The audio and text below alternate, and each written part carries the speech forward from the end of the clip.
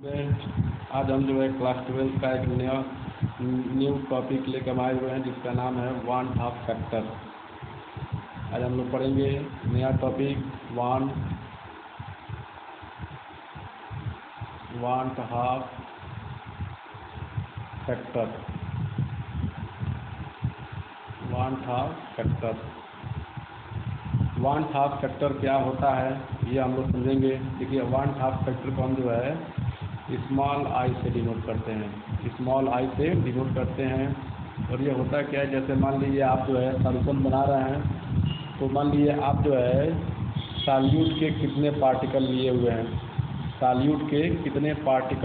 हुए हैं और उस पार्टिकल को आप जब वाटर में डिजॉल्व करेंगे सॉल्यूशन बनाने के लिए, तो उसके कितने पार्टिकल हो जाएंगे। उतने ही पार्टिकल रहेंगे कि उससे पार्टिकल बढ़ जाएंगे या उससे पार्टिकल जो है घट जाएंगे, या तो मिलेगा 3 कंडीशन। यानी जब आप किसी सॉल्यूट को किसी सॉल्वेंट में मिक्स करेंगे सॉल्यूशन को प्रिपेयर करने के लिए, आपको 3 मिलेगा कंडीशन।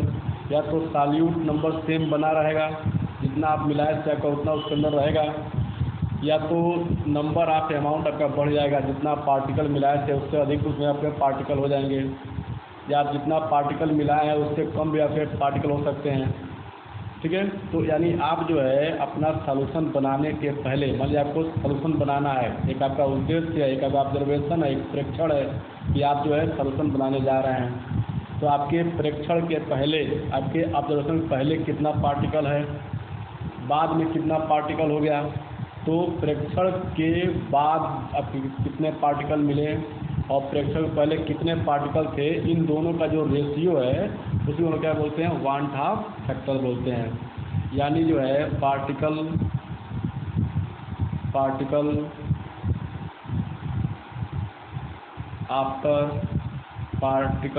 आफ्टर ऑब्जर्वेशन, यानी कि प्रेक्षण, ऑब्जर्वेशन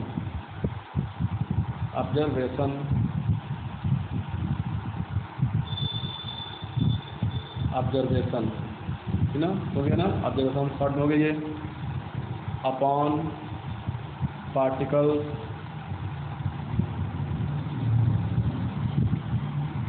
बिफोर ऑब्जर्वेशन,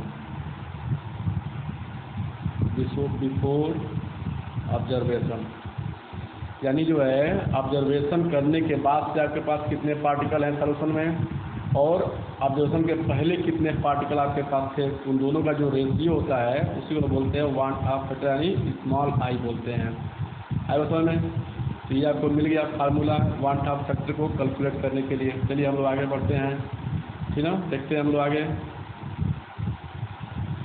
देखिए, अब कह रहा है कि जैसे मान लीजिए हमारे पास जो है कोई ए बी पदार्थ है, मान लीजिए हमारे पास जो है कोई ए बी पदार्थ है, ठीक ना, और वह जो है उसको हम वाटर में डिसोसिएट किए और क्या बन गया, ए प्लस बी बन गया। इसको हम वाटर में मिलाएं, ए प्लस बी बन गया। अगर मान लो स्टार्टिंग में जो है ऑब्जर्वेशन करने के पहले जो है हमारे पास क्या था, केवल हम लोग ए बी का एक पार्टिकल लिए, तो ये कितना पास होगा, 0। तो अभी तो हम इसको भूले नहीं है, ए बी कहाँ बनेगा। तो अब जो है मान लीजिए हमारे पास जो है अगर अब जो है मिक्स करने के बाद से अगर 1 में से जो है अल्फा मोल आपका डिसोसिएट हो गया, तो ये आपका बन जाएगा अल्फा, ये बन जाएगा अल्फा, ये बन जाएगा। तो हमारे पास आई इक्वल टू क्या हो जाएगा, बताइए क्या हो जाएगा हमारे पास, आई इक्वल टू, यानी पहले हमारे पास बाद में कितना पास है, 1 माइनस अल्फा प्लस अल्फा। अब पहले कितना हमारे पास था, केवल 1 था। अब जो है हमारे पास क्या हो रहा है, ये जो है माइनस अल्फा से प्लस अल्फा पर कैंसिल हो जाएगा, तो हमारे पास क्या बच जाएगा, आई इक्वल टू हमारे पास हो जाएगा 1 प्लस 1 माइनस अल्फा। ये आपके पास एक फार्मूला बन गया 1 माइनस अल्फा, यानी I equal to 1 minus alpha, ठीक ना। सही है, क्या होता है, और पास जो है क्या कह रहा है कि आई इक्वल टू हमारे पास क्या है, 1 माइनस अल्फा, यह बन गया इक्वेशन। अब इसमें अल्फा क्या है, अल्फा बताइए आपको क्या होता है, डिग्री ऑफ डिसोसिएशन। क्या होता है हमारे पास, डिग्री ऑफ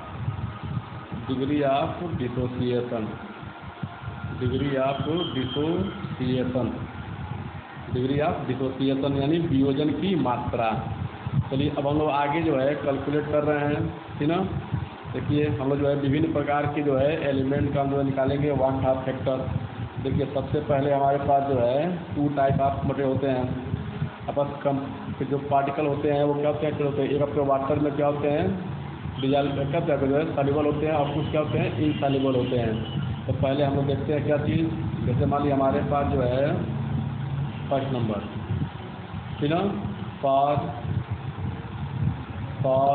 सॉल्युबल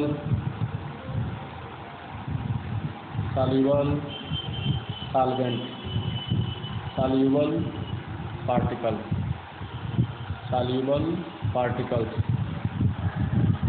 तो अब बताइए जब जो पार्टिकल जो है वाटर में कम्प्लीटली जो है का डिजॉल्व हो जाए, उसमें पूरा घुल मिल जाए, तो डिग्री ऑफ डिसोसिएशन कितना हो जाएगा। ये क्या होता है कि कितना पदार्थ था, कितना टूट गया होगा, कितना बच गया, ये होता है अल्फा। मतलब जो है कितना था, मान लो 100% कोई पदार्थ उसे 20% अगर टूट गया हो गया, तब 80 बच गया है, 50 अगर टूट हट गया तब 50 बचा हुआ है। ये कह रहा है कि टूटता ही नहीं है, पूरा उसमें जो है डिजॉल्व हो जाता है। तो यहाँ पे अल्फा हो ही नहीं रहा है, टूट ही नहीं रहा है, तो यहाँ पे अल्फा क्या हो, अब जो है 0 हो गया। यानी जो है जो भी पार्टिकल जो है वाटर में एकदम कम्प्लीटली अगर क्या होते हैं मिसिबल होते हैं, सॉल्युबल होते हैं, उनके लिए अल्फा की वैल्यू क्या होती है, हमेशा 0 होती है। तो अब जब ऐसे पदार्थों के लिए वन हाफ फैक्टर क्या होगा बताइए, 1 माइनस अल्फा, और हमारे पास अल्फा क्या है भाई 1 माइनस कितना हो गया 0, कितना हो गया 1। यानी ऐसे पदार्थ जो क्या होते हैं, ऐसे पदार्थ जो वाटर में कम्प्लीटली मिसिबल हो जाते हैं, उनका वन हाफ फैक्टर क्या होता है, हमेशा 1 होता है। अब ऐसे कौन से पदार्थ हैं जो वाटर में क्या होता है आपके मिसिबल हो जाते हैं, आपका जो है अगर तुम गुजरते तो आपको पता ही होगा, आपका शुगर है, यानी शुगर का वन हाफ फैक्टर कितना होता है, हमेशा 1 होगा। साल्ट होता है, साल्ट नहीं ठीक है, हमारे पास क्या हो गया ग्लूकोज हो गया, तो ग्लूकोज का भी क्या होता है हमारे पास वाटर में कितना होता है जो है 1 होगा। फिर मान हमारे पास क्या है फ्रुक्टोज, ये भी क्या होता है हमारे पास क्या होता है जल में क्या होता है घुलनशील होता है। फिर हमारे पास क्या है यूरिया, ये भी क्या होता है जल में घुलनशील होता है, तो इसके वन फैक्टर कितना था 1 होगा। यानी ऐसे पदार्थ जो वाटर में क्या होते हैं कम्प्लीटली मिसिबल होते हैं, उनका वन फैक्टर का जो है उनका 1 होता है। अब देखिए नंबर 2 हम लोग आते हैं कि ऐसे पदार्थ जो है फॉर डिसोसिएट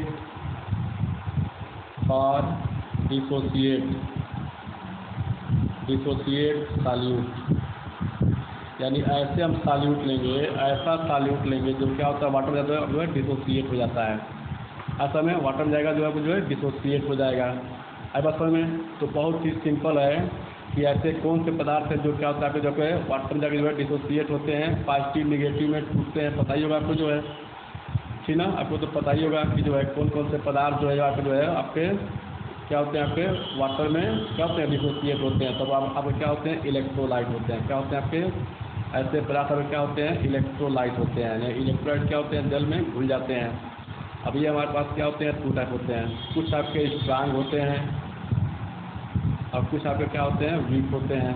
तो वीक मतलब क्या होता है कि थोड़ा बहुत टूटे और कुछ बच जाए, और स्ट्रांग मतलब क्या होता है कि पूरा टूट जाए कुछ ना बचे, 100% जो है टूट जाए।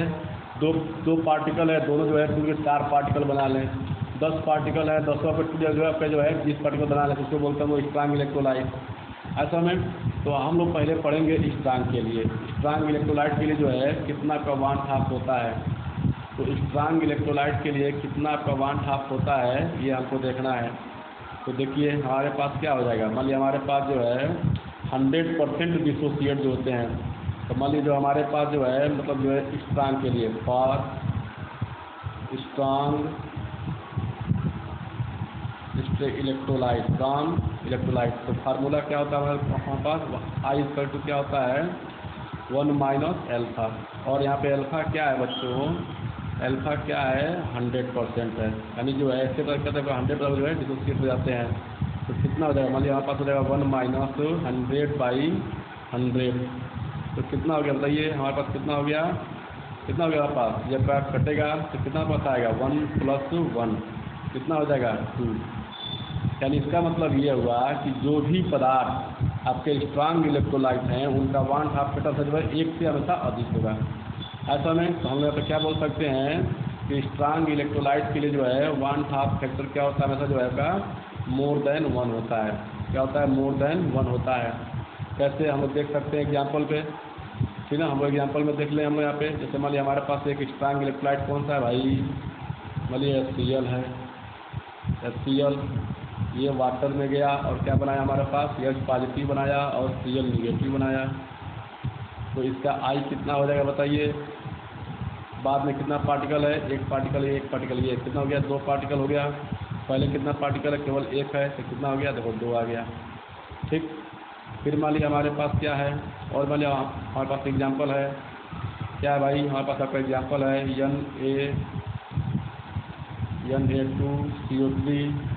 Na2CO3 ये गया आपका क्या बना, 2 सोडियम पॉजिटिव आयन बना, और आपका बना क्या चीज़, CO3 निगेटिव आयन बना, ठीक है ना। ये बन गया आपका। तो बताइए I कितना हो जाएगा बोलिए, ये कितना है, 2 ये है और 1 ये है, 2 कितना हो गया, 3 हो गया। अपान 1 कितना हो गया, 3। देखिए तो 1 से अधिक आया। ऐसा नहीं, यानी जो है जो भी आपके स्ट्रांग इलेक्ट्रोलाइट होते हैं उनका 1/2 फैक्टर कितना होता है, 1 से अधिक होता है, 2 भी हो सकता है, 3 भी हो सकता है, 4 भी हो सकता है। अब देखिए अब हमारे पास जो है क्या है, हमारे पास वीक इलेक्ट्रोलाइट के लिए,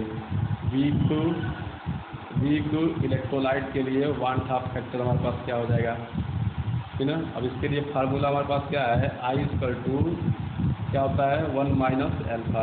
अब मान लिया वीक है तो 100% डिसोसिएट होगा नहीं, आपका 20% होगा, 10% होगा, 25% होगा। तो अब मान लिया हमारे पास जो है 1 - 25% हुआ अगर, तो कितना हो जाएगा हमारे पास बताइए, 1 - 25 अपान कितना हो गया, 100 हो गया। कितना हमारे पास हो गया भाई, 1 -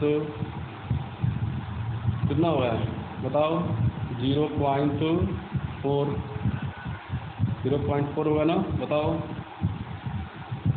ये 1/4 कितना हो जाएगा, 25 का 1/4 होगा हमारे पास, 1/4 तो कितना जाएगा हमारे पास, 1/4 कितना होता है बताइए, 1 - कितना हो जाएगा हमारे पास बताइए, 2 चौको 8, 2 पच्चे 10, 2.5। अरे ये तो प्लस होता है ना, ये प्लस होता है हमेशा, देखो ये प्लस होता है, प्लस होता है, तो कितना हो जाएगा, प्लस हो जाएगा, कितना होता है 1.25, 1.25। तो 1 से क्या है, 1 से अधिक है। जब हम लोग पीछे पढ़े हैं, देखो पीछे जो है थोड़ा सा गलत हो गया था, ध्यान दीजिए। पीछे वाला जो है पॉइंट था क्या था हमारे पास, कि हम लोग पढ़े थे कि जो है I था हमारे पास, I था 1 - अल्फा था, प्लस अल्फा था और प्लस अल्फा था अपान 1 था ना। तो ये अगर कटा है तो हमारे पास क्या बनेगा, 1 + अल्फा और अपान 1, यानी 1 + अल्फा होगा, ठीक ना। अभी तो हम 1 - अल्फा लिख रहे थे, 1 + अल्फा होगा, ठीक ना। इसका ध्यान देना रहेगा, तो सब लोग क्वेश्चन जो है कर लेंगे। अब देखिए अब हमारे पास जो है मान लिया हमारे पास कोई ऐसा पदार्थ है जो क्या हो रहा है, वाटर पे जाने पर जो है क्या हो रहा है, 50% आपका डिसोसिएट हो रहा है, 50%। तो कितना हमारे पास है, 1 - 50/100, तो कितना आएगा हमारे पास, तो ये 1 - 1/2 हो जाएगा, ठीक ना, यानी 1 - 0.5 कितना हो जाएगा, 1 + 1.05 हो जाएगा, यानी ये भी अभी 1 से अधिक होता है। चलिए आप लोग जान गए कि जो पदार्थ वाटर में कम्प्लीटली घुल मिल जाते हैं उनका हमेशा एग्जैक्ट 1 होता है, जो डिसोसिएट होते हैं उनका हमेशा जो आपका 1 से अधिक होता है। और कुछ ऐसे पदार्थ होते हैं जो क्या होते हैं, वाटर में क्या होते हैं, जाते हैं तो आपस में जुड़ जाते हैं, कलम पकड़ जाते हैं, आपस में जो एसोसिएट हो जाते हैं, उनके हम पढ़ेंगे फॉर एसोसिएटेड सॉल्यूट,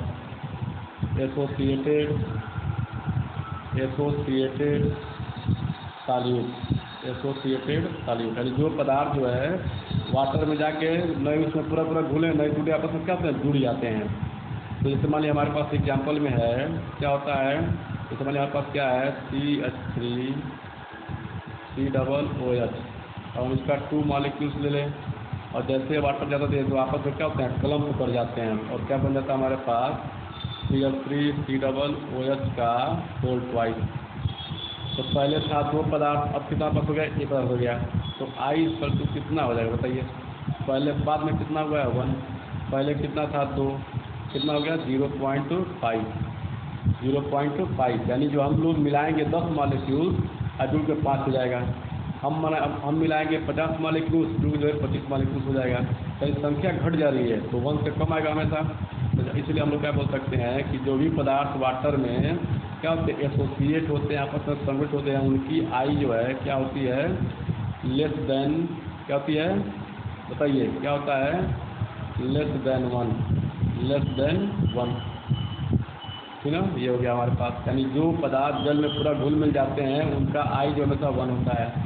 जो पदार्थ वाटर में डिसोसिएट होते हैं उनकी आई हमेशा 1 से अधिक होती है। जो पदार्थ जल में संगुणित हो जाते हैं, एसोसिएट हो जाते हैं, उनका आई जो है 1 से कम होता है। तो ये आपका जो है सेकंड